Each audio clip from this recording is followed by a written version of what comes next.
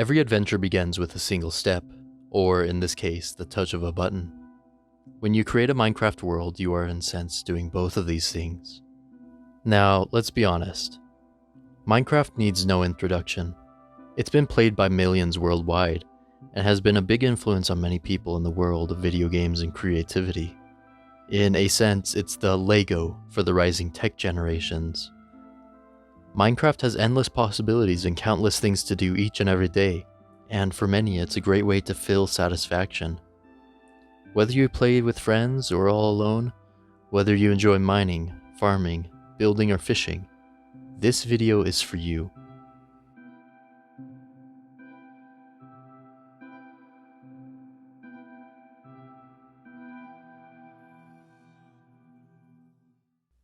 Within the first few moments of creating a new world in Minecraft, many feelings can come over you. Excitement for the things ahead, and a chance to create something new. Maybe you spawned into a great biome, or maybe a terrible one, or a meh one. But after this initial excitement leaves, there's something else that stays with you. Loneliness. A sense of smallness in this infinite world you are now a part of. I don't think I need to go into any detail of what Minecraft is. It's widely known and loved among millions around the world. The whole idea is so simplistic, yet the execution has become iconic and impactful. So, where do we start? Like many, Minecraft begins at the basics, building and surviving.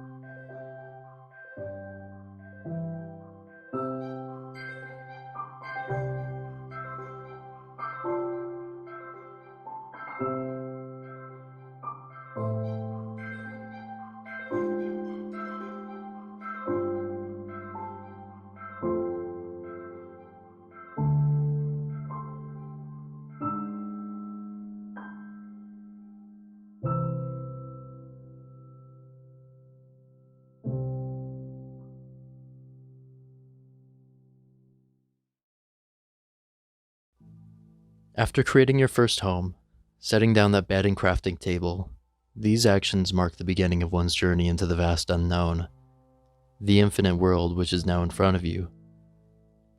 Creating homes signifies a foundation, a refugee or a resting place for yourself, and is the base of operations for your journey as you continue to progress through Minecraft. I wager that most people who have ever played Minecraft have a specific memory of a house that they have built. Whether it be in a certain biome or the way they designed the layout of the house, I'm sure that there's some nostalgia or possibly coziness that came when you built this specific house. There's something so serene and calming of thinking about some of the first buildings that you create in Minecraft. I specifically remember a snowy fortress that I created back in the day, time-lapsed in a creative mode on a scuffed-free video recorder with a laggy computer. All the way up to a more recent playthrough atop a mesa, which bordered both the plain and clay biome, overseeing two beautiful views. But regardless of what house you make, this is when that other feeling sets in.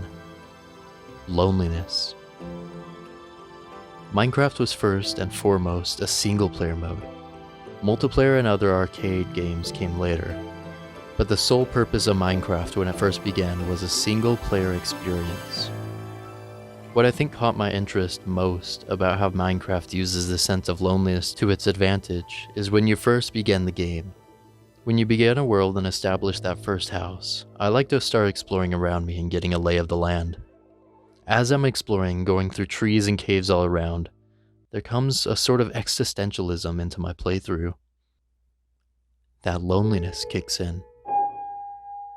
Maybe it's the lack of people around you, but it just feels so lonely for the environment that you're now a part of. There's so much potential, but without friends, it's kind of eerie to be alone. Maybe this is the reason why creepypastas about Herobrine and secret bosses emerged from this game in the first place. But additionally, why the unknown in this game is a bit terrifying. I asked some of my friends as well what they thought was the most lonely and scary parts about Minecraft, and here are a few of their responses. The night.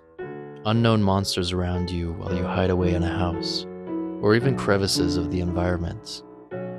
Closely tied with this is the loneliness of mining, being deep inside the earth, unsure how far down you are, how much time has actually passed up at the surface, as well as if you'll be able to find your way back from the complex route you took to get down to wherever you ended up, not to mention the cave noises and sounds of mobs around you.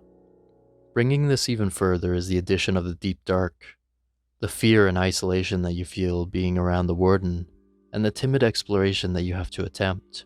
Even the smaller things like simple adventures away from your base can sometimes feel the loneliest out of the whole experience. But I also like to address one of the most interesting responses I got for this question. For me, it's when I've gotten comfortable. Like, I get to the point where I'm not afraid of dying all the time. Like, I have so much, but no one to share it with.